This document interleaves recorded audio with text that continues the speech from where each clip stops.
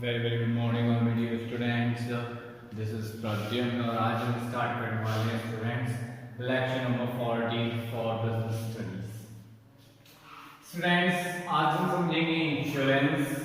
This is the new topic for you. So insurance की अगर हम बात करते हैं students, so this is a very simple concept. बस हमें थोड़ा अवेयरनेस का यहाँ ध्यान रखना होगा और हम इंश्योरेंस फटाफट से सीख जाएंगे students. Okay, so now we are starting about insurance. Actual में what is insurance? If you are talking about insurance then what is insurance? Listen students, हम जो भी लाइफ में चीजें देख रहे हैं, जो भी हमारी एसेट है या कोई भी ह्यूमन बीइंग है, हर एक को कभी ना कभी रिस्क रहता ही है। हम मार्केट जाते हैं, क्या हमें रिस्क नहीं होता? अगर हम अपनी बाइक लेके जाते हैं तो क्या बाइक के डैमेज होने का रिस्क नहीं रहता? अगर हम अपनी कार लेके जाते हैं तो क्या कार के डैमेज होने का रिस्क नहीं रहता?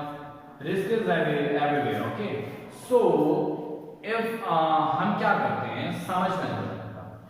अगर हमने बात की बाइक के डैमेज होने की कि बाइक डैमेज होगी तो क्या होगा?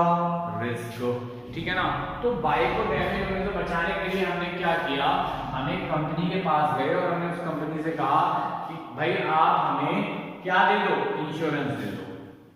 इंश्योरेंस मींस अगर फ्यूचर में हमारी बाइक डैमेज होती है, उस सिचुएशन में आप हमें पैसे दे देना हमारी डैमेज।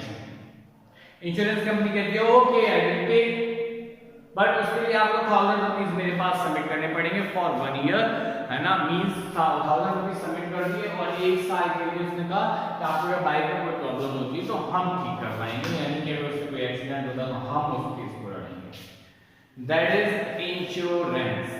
बात करें फॉर एग्जांपल एक और मैं लेता हूं जैसे ह्यूमन बीइंग का। तो ह्यूमन बीइंग में जैसे कोई भी एक पर्सन है ए और उसका रास्ते में एक्सीडेंट हो जाता है, ठीक है ना? उस एक्सीडेंट से वो बंदा डैमेज हो जाता है, तो क्या होगा? कंपनी उस डैमेजेस में बंदे को ठीक होने में जितना पैसा खर्च होगा कंपनी पे करेगी। राइट स्टूडेंट्स, आई होप आपको ये पॉइंट समझ आ गया होगा कि व्हाट इज इंश्योरेंस, ठीक है ना?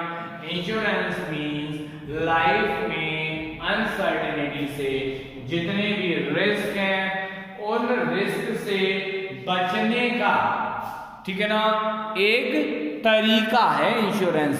बस, सो सिंपल, नथिंग एल्स।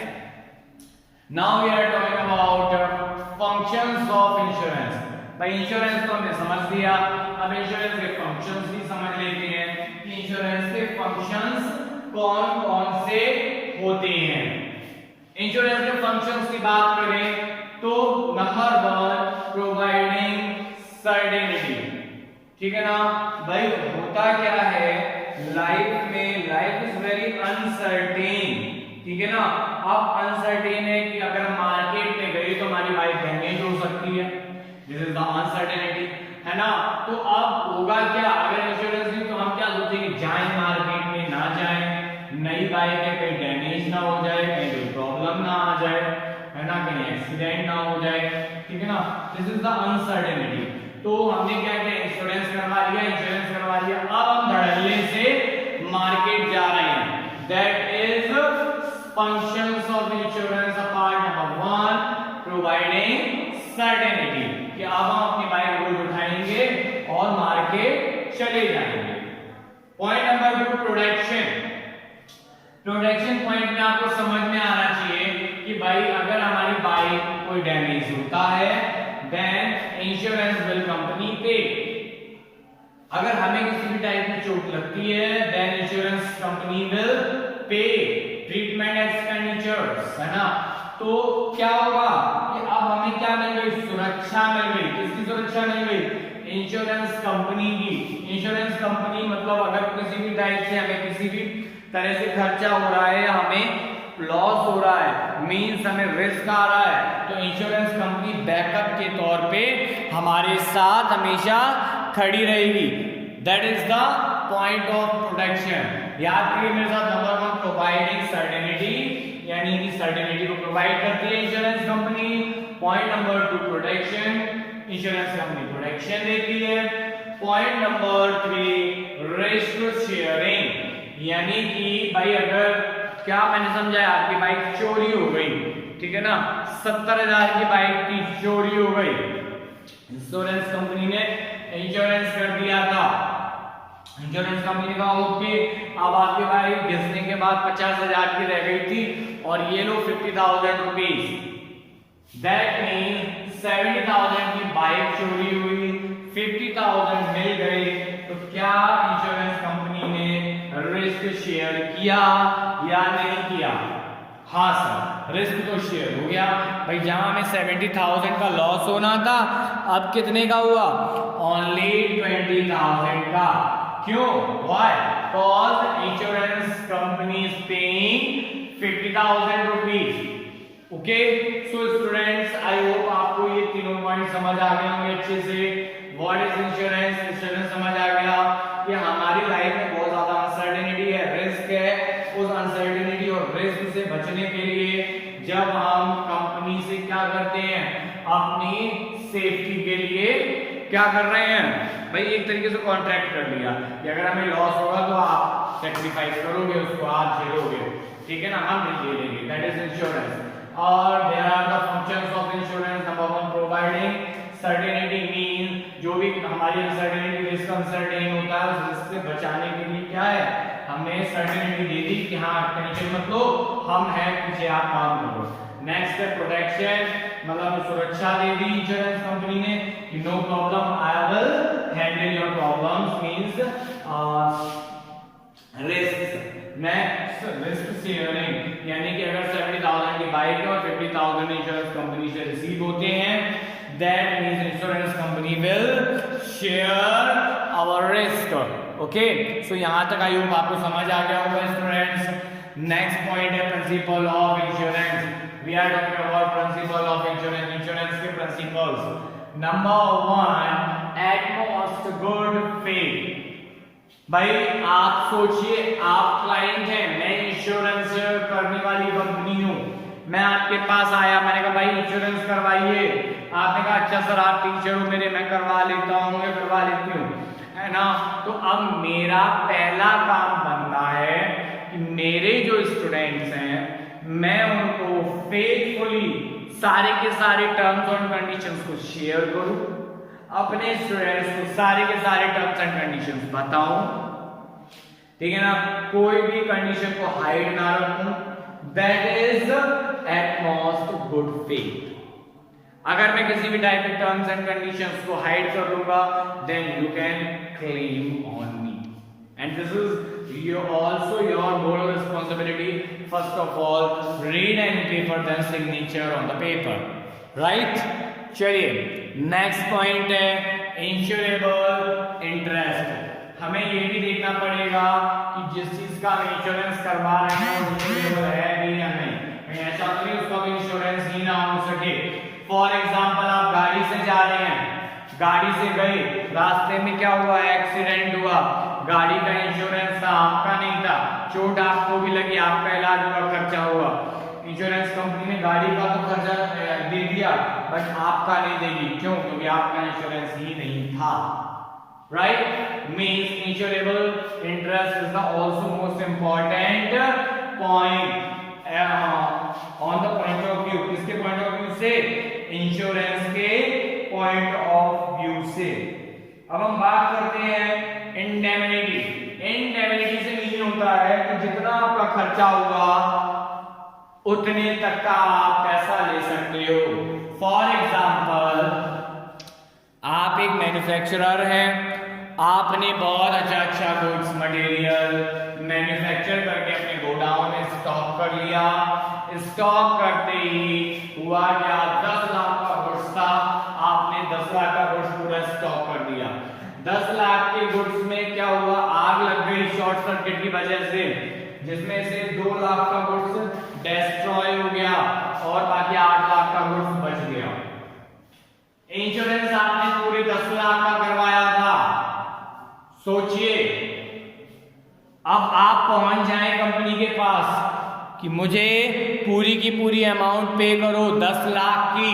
क्यों? क्योंकि मैंने 10 लाख का इंश्योरेंस करवाया है। इंश्योरेंस कंपनी विल नॉट पे you 10 lakh rupees. Why? Reason is your insurance is up to 10 lakh, but your loss is only 2 lakh. आपका लॉस केवल 2 लाख का है ना। बहुत से बच्चों के दिमाग में ये आ रहा होगा कि सर पूरा का पूरा कोर्स जल्दी जाने तो पूरे 10 लाख ले लेंगे, है ना, फिर नई सिरे से धंधा स्टार्ट करेंगे। ऐसा नहीं होता बेटा, ये तो बेईमानी होती है, ठीक है ना। जितने का लॉस हुआ उतना पैसा ले लो, जो नहीं हुआ भाई उसको सेल कर दो, क्या दिक्कत है। नेक्स्ट बात करते हैं कॉज ऑफ प्रॉक्सिमा, ठीक है ना, कॉजा ऑफ प्रॉक्सिमा।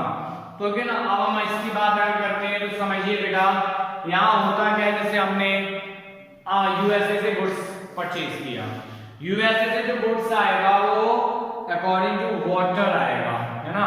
वाटर में आएगा, एयरप्लेन के थ्रू बहुत कम आता है क्योंकि वो बहुत कॉस्टली होता है। अब पानी के शिप से हमारा मटेरियल आ रहा है, गुड्स आ रहा है, रास्ते हमने क्या किया, हमने इंश्योरेंस करवाया। कॉजा प्रॉक्सिमा में क्या होता है, जो एक कॉज का इंश्योरेंस हुआ है उसी से आपको पैसा मिलेगा। जैसे आपने समंदर से आ रहा था आपका गुड्स, और समंदर से पानी का आपने इंश्योरेंस करवा लिया कि अगर डिस्ट्रॉय होगा समंदर में, पानी में, then you will pay me, otherwise you will not pay, okay. और आपने मंगवाया है, सपोज दैट शुगर मंगवा ली।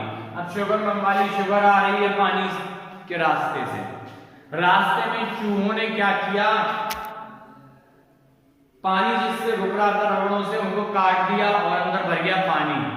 पानी भर गया किसमें, शुगर्स के पैकेट्स में, और वो सब पानी में घुल गए और डिस्ट्रॉय हो गई शुगर पूरी की पूरी। अब होगा क्या, पूरी की पूरी शुगर डिस्ट्रॉय। अब इस सिचुएशन में आपने पानी का ही तो इंश्योरेंस लिया था, तो आपको इंश्योरेंस कंपनी पे करेगी, बट नेक्स्ट टाइम आपने पानी से बचने के लिए इंश्योरेंस तो लिया, लेकिन जो भी चूहे थे वो डायरेक्ट अंदर गोडाउन में घुस गए और चीनी खा गए, बर्बाद कर दी चीनी, ठीक ना, वेस्ट कर दी चीनी, शुगर वेस्ट कर दिया आपका शुगर। उस सिचुएशन में यू कांट टेक क्लेम, आप क्लेम नहीं ले सकते। रीजन सीधा सीधा है कि अगर आपने पानी के रास्ते का, यानी पानी का, समुद्र का क्लेम लिया है तो केवल वहीं उसी से लॉस होने पर आपको क्लेम मिलेगा, otherwise you are not able to take claim amount. Right students, I hope आपको ये पॉइंट समझ आ गए होंगे सारे के सारे। एक बार मेरे साथ जल्दी जल्दी से रिवाइज कर लेते हैं सारे के सारे बच्चे। नंबर 1 मैंने बात की थी इंश्योरेंस की। इंश्योरेंस में मैंने आपको बताया था कि जो रिस्क हमारी लाइफ में अनसर्टेनिटी है उससे बचने के लिए जो हम इंश्योरेंस करते हैं, दैट इज इंश्योरेंस से बचने के लिए जो कंपनी हमें बैकअप प्रोवाइड करती है। नेक्स्ट पॉइंट है फंक्शंस ऑफ इंश्योरेंस। इंश्योरेंस के functions, number 1 providing certainty, certainty provide करती है इंश्योरेंस कंपनी। हाँ आप काम करिए, नो प्रॉब्लम। प्रोटेक्शन, सुरक्षा देती है, अगर कोई भी आपको घाटा होता है हम देख लेंगे। रिस्क शेयरिंग, आपको जो रिस्क होता है उसमें अपना हिस्सा देती है कि भाई हम भी थोड़ा रिस्क शेयर कर रहे हैं, रेशियो में आपने इंश्योरेंस करवाया है। प्रिंसिपल ऑफ इंश्योरेंस, इंश्योरेंस के principal number 1 utmost good faith, यानी कि आपको सारी टर्म्स एंड कंडीशंस बतानी पड़ेंगी, आप कुछ छुपा नहीं सकते। Number 2 insurance interest, insurable interest, ये देखना पड़ेगा कि आप जिसका इंश्योरेंस होगा इंश्योरेबल है या नहीं। अगर आप एलआईसी के पास कार का इंश्योरेंस लेने जाओगे तो नहीं मिलेगा। इंडेमनिटी, इंडेमनिटी की बात करते हैं। इंडेमनिटी में होता है, साफ सी बात है, देखो भाई 10 लाख का घाटा हुआ है ना, और इंश्योरेंस का 20 लाख का, तो 10 लाख लो, 20 लाख नहीं मिलेंगे। जितने का घाटा हुआ वहां तक लो। हाँ 10 लाख का इंश्योरेंस, 12 लाख का घाटा होगा तो 10 ही लाख मिलेंगे, 12 नहीं मिलेंगे, ठीक है ना। जो इंश्योरेंस कंपनी को चालू चीज होती है। कॉजा प्रॉक्सिमा, कॉजा प्रॉक्सिमा में होता है जिस लॉस का आपने, जिस चीज से लॉस का आपने इंश्योरेंस करवाया है और उस चीज से लॉस होगा तो मिलेगा इंश्योरेंस, अदरवाइज नहीं मिलेगा। इंश्योरेंस कंपनी विल नॉट पे you. Okay students, I hope आपको ये समझ में आया होगा, लेक्चर अच्छा लगा होगा। अगर आपको किसी भी टाइप की कंफ्यूजन होती है, कोई भी डाउट्स आता है, तो you can contact me. Okay, thank you students and have a nice day.